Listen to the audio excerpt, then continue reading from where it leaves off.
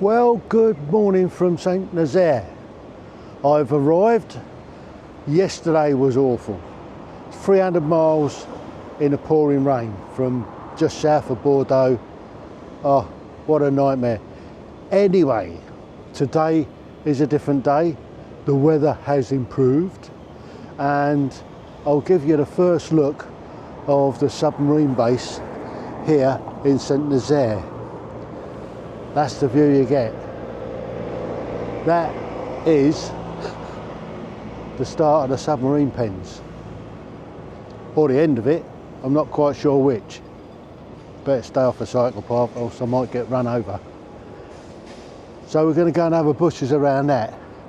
Now I do believe that there is a museum here. So I'm going to try and find that and give you a bit more information about the submarine pens. Now, the Germans first arrived here on around about the 28th of September 1940. And from their initial assessment, that's what they came up with. It was an ideal spot for housing submarines. So construction started in early 41. Now, not far from here is the lock pen, or the lock gate that HMS Campbelltown had a ruck with. So we're going to go and have a look at that later, but first, try not to get killed, we're going to have a look around the old submarine pens. So they were actually built in two phases. So the first lot was pens 1 to 7, I think it was, and the second lot was 9 to 14. So yeah, so we're coming up to the numbers now. So this lot here was the first lot to be built, and that lot down there was the second lot to be built. So just my luck. It's closed on a Monday for the tours. However, the nice young lady there said that I can go and have a walk around. So this is all part of the submarine base, and they're still using it. So there's vehicles coming in here and all sorts. So that looks like a little bit of a cafe. And yeah, we have a wander down. We can actually see one of the submarine pens. And nowadays they use it for their lifeboats. Oh, somebody's cooking bacon sandwiches somewhere. So this is one of the pens. I'm not sure which number it was, but let's just give you a quick look around, and we'll go up on the roof presently. But yeah, we'll have a walk to the end of this.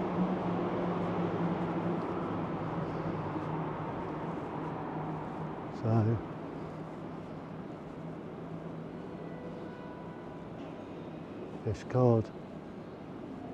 this colour Atlantic. So they used to build, so you can't actually go up there, but where that takes you I'm not quite sure. Just takes you up onto the top part. But let's go and have a bit more of an explore. So they used to park the U-boats in here, and you can see it's quite large. It's quite a large fortification. And so they started building it in 1941, and they finished it off in 1944. So these look like the kind of lifeboats. Yeah. So it's like the French version of the National Lifeboat Institution. So we just have a look out from here. So looking across, so look across, there's the entrance, just right in the middle there, of the entrance into the lock, this part of the lock. And then just behind that building there, I believe is the entrance to the south, what do you call it? Come to me. The south basin, where the dry dock is. So we'll go and have a look at that a little bit later. But for now, we're just going to have a wander around the rest of these submarine pens, and to see, I mean, you see how they were constructed. I mean, look at these iron rods and the tons and tons of concrete that they must have used. There's an anchor point where they obviously tie off the submarines. There's another one the opposite side. So, yeah.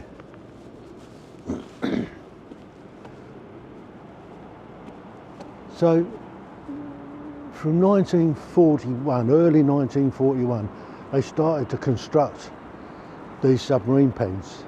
Here's another tie off, I suppose the front or the back of the submarine, depends on which way they put them in, whether they reversed them in or drove them in. And there would have been another one, but the post has gone. But you can see here how much reinforcement they put in to the concrete, and apparently the RAF were fairly ineffective. But I'm sure when we get up on the roof, we might be able to see some of the damage that they've done. But some of this iron rod stuff is starting to blow. So here's another pen. So, yeah, there's number 4, number 1. What's that all about? So we'll walk through to another one here. They've got quite a few lifeboats parked in here. Must take them a little bit of time to open the lock gate and to push them out through the lock if there's an emergency. But looks like they've secured the roof to stop stuff falling down. But you can see where these iron rods are starting to rust and expand the concrete off. Pretty interesting, eh? Yeah, you can see up here where the concrete has blown away from the rusting iron rods inside it. But you must admit, they know how to build concrete. The Germans knew how to stick concrete in. Right clever dicks, aren't they? But we'll have a walk down to the end. There's even a railway track that runs through. So, yeah, they put some lights down through here. So they've obviously repurposed these places for commercial use, I guess. So, yeah, I'm not quite sure what's going on there. It looks like a gym.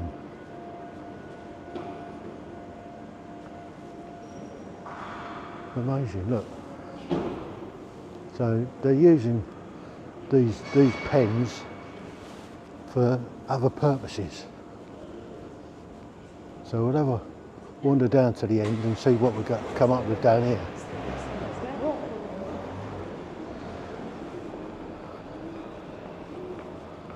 Bonjour.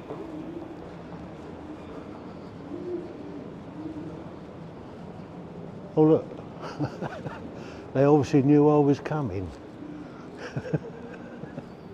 Me being a VIP and all.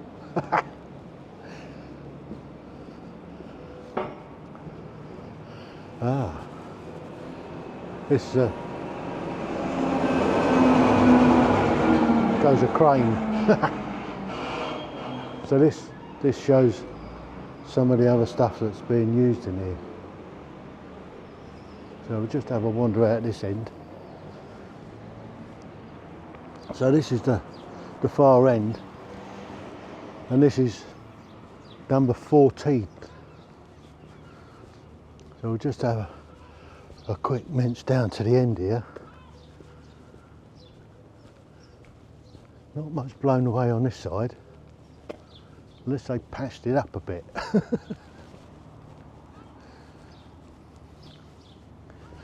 So just down the end here is the actual basin. I wonder how this would have looked back in 1944 or in 1940, before this was put up.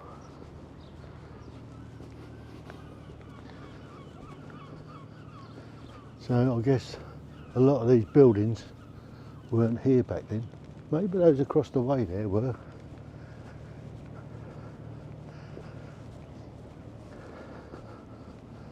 But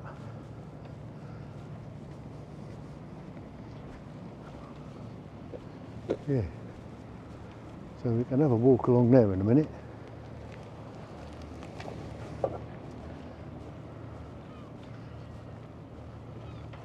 So that looks like some sort of towing ship, a tug of some sort. And then across the way there's actually a cruise ship in. So you can see the end of the pens, and this is number 14. This was the last one to be constructed, and in somewhere around about 1944 they finished building these. As you can see, some of the concrete there is blown away, possibly due to rusting bars on the inside. I think mainly they used forced labour to build these, and I guess when you use forced labour, they don't exactly put their best efforts in, do they? And if they're anything like what the Brits were when they were forced to use forced labour, they did everything they could to sabotage everything. It's a funny thing, how Colditz Castle is still standing is a miracle. The amount of work that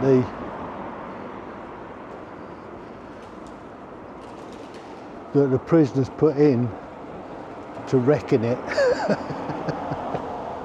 it's surprised it's still standing at all. But there you go. Right, so I'm going to now head up onto the roof. So yeah, we're coming down. There's some more concrete that's been blown off. This one, number 11, is particularly bad. Yeah, number 11 is particularly bad. They obviously had a bunch of Brits working on that.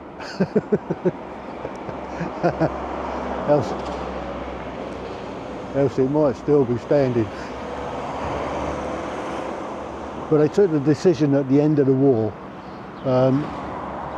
not to knock them down, because it would take far too much effort.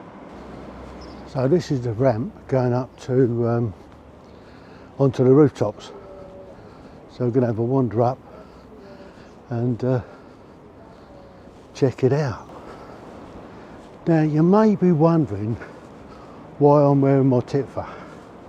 It's because I've got a severe dose of helmet hair. Yeah, I can't do a thing with it. It's going to take a little bit to get my hair back in some sensible order, but I do have an appointment at the hairdresser's on Friday afternoon. Right, so we're halfway up. I need to take a break, but I'll give you just a quick look. So this is the first lot of pens from number 1 onwards. There's some barbed wire up there stopping you doing something.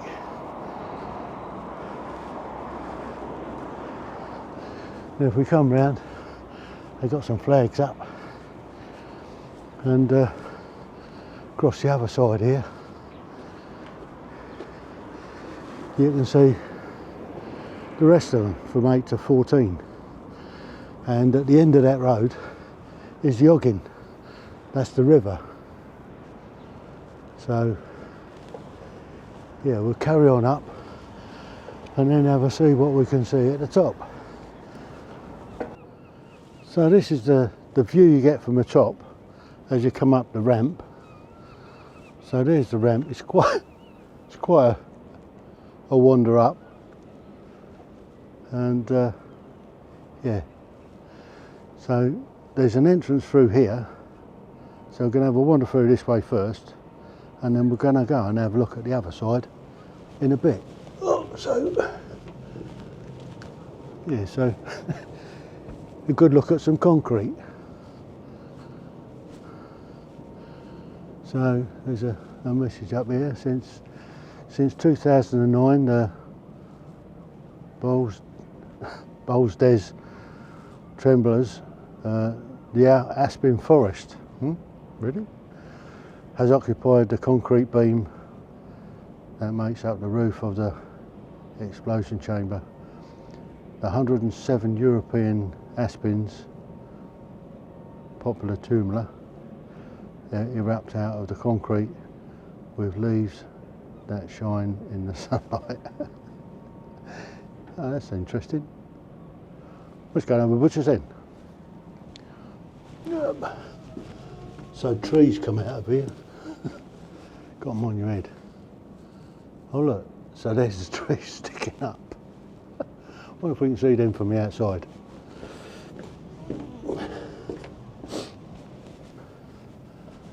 Yeah, there you go. There's a load of trees sticking out the top of the concrete. Who'd have thought it, eh? Who'd have thought? Let's carry on. Mind me head. So that's all the bottoms of the trees. So apparently they spring out of the concrete. Amazing. So it's amazing they actually get any, what's the name? There's a load more here, look. Looks like they've been nurturing them, giving them water and everything. So it looks like this is almost as far as we can go. I don't know why there's several holes in the top. Obviously, the architects decided that if they leave a little bit of a gap, when bombs land on it, how did all that stuff get in there?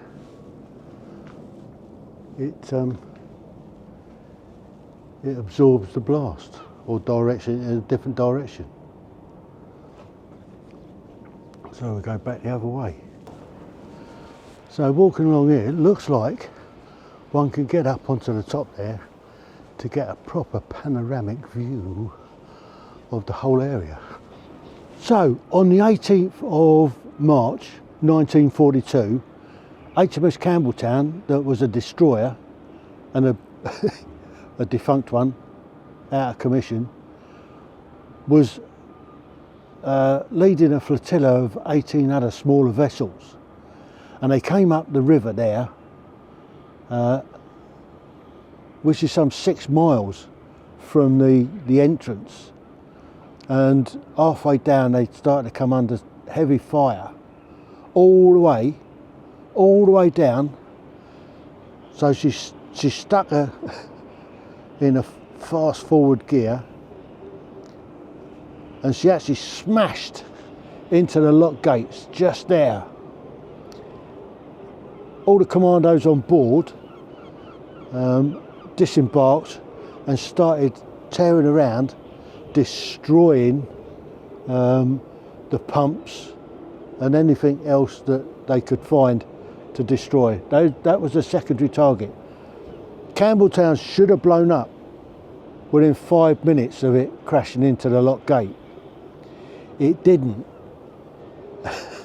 So it was some time later, in fact it was several hours later, that it actually blew up, taking some 318, I think it was, Germans with it. Now, out of the 600, I'll give you the figures here, out of 612 men that took part in the raid, 228 returned to Britain. So that's how many got back, to either escaped or got away on the patrol vessels that were escorting, of which most of them were blown up. 169 were killed and 215 became prisoners of war. German casualties included over 360 dead. Some who killed after the raid, and when HMS Campbelltown exploded. So the Germans were climbing all over it looking for prizes, and what happened? It blew up. Out of the 612 that took part in the raid, 89 members of the party were awarded gallantry awards. 5 VCs were won that night. 5 in one raid. That's amazing. So out of that there was some 400 commandos killed, or killed 168 commandos, killed 400 Germans, 17 French, only 17 French. That's not bad. And 5 VCs were won, and Falmouth, and it showed at the Falmouth Memorial. And at some time, at a later stage, I'm going to go down to Falmouth and have a look for it. But this is the look you get from the top. So down there is 1 to 8. That's the submarine pens. This is the lock itself, and they get some pretty big ships in here. That's obviously being in for a refit. There's I think that must be a French warship in there. There's some patrol vessels down there, and then over the back there's a big cruise ship, and there's another cruise ship in the dock. So I'm assuming that those that's in the dock are in for refit, and then those things sticking up, they look like wind farms, or going out to a wind farm. So we look over this way.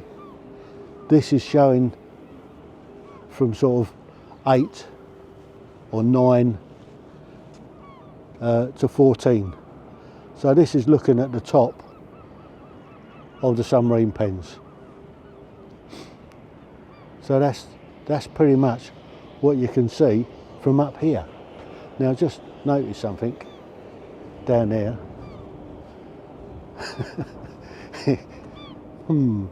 That doesn't look particularly healthy. This looks like some sort of old square rig schooner that's sunk.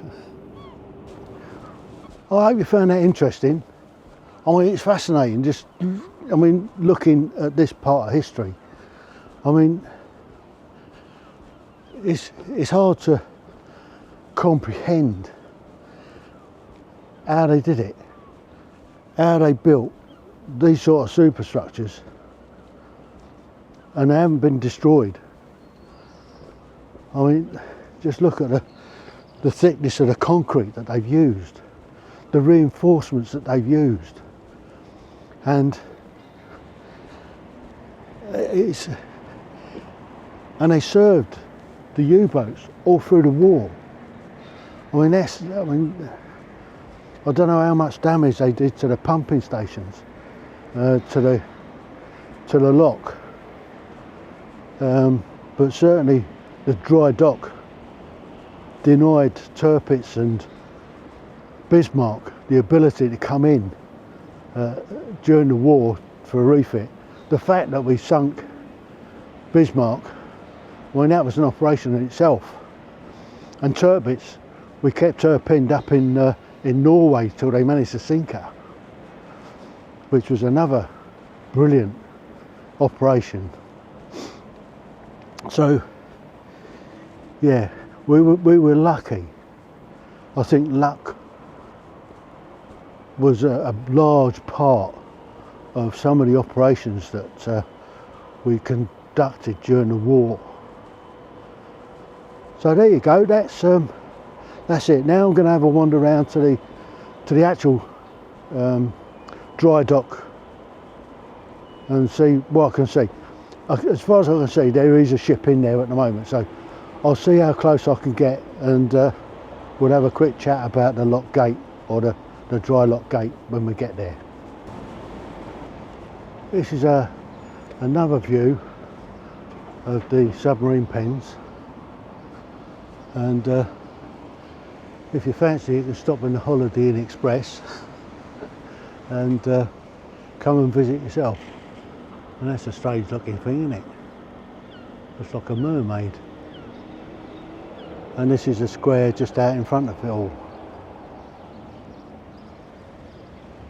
So there you go, that's a different view from the submarine pens. Check out this structure. So this is the bridge, obviously, that opens up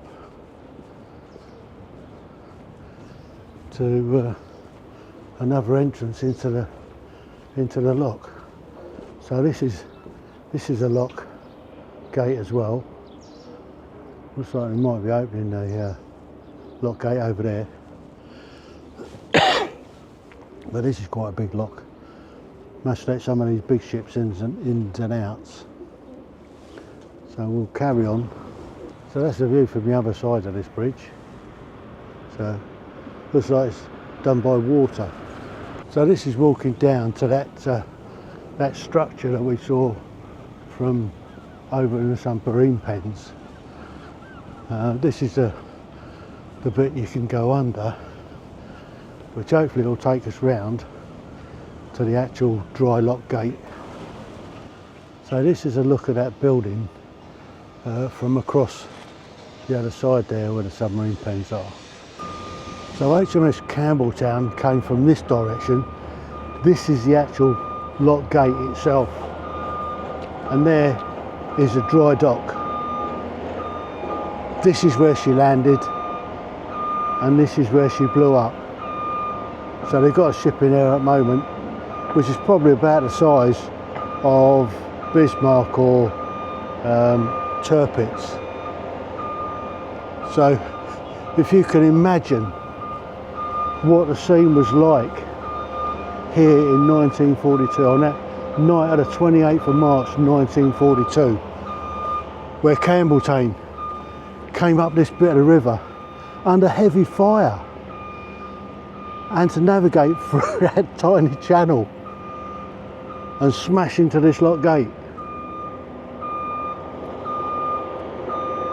And she sat here for several hours with Germans climbing all over her, and then she blew up. Mind-boggling.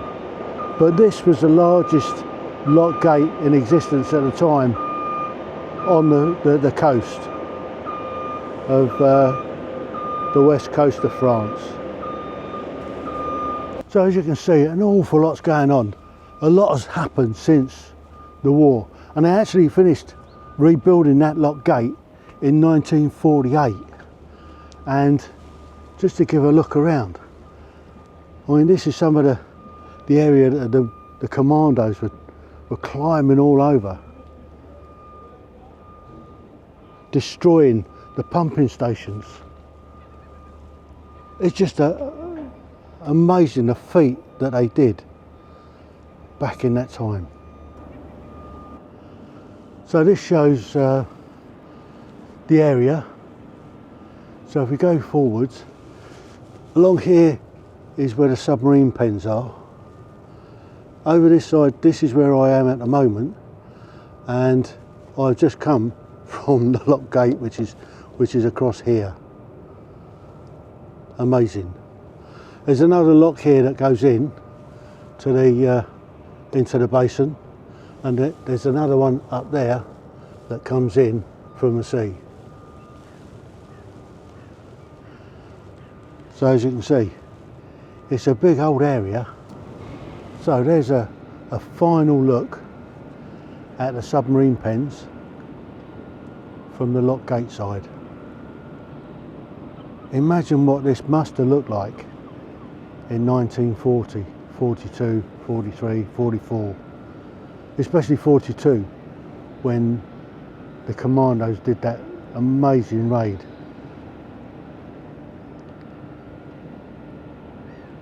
And it denied the Germans the opportunity to bring either Tirpitz or Bismarck into dry dock. So this is another look at that building.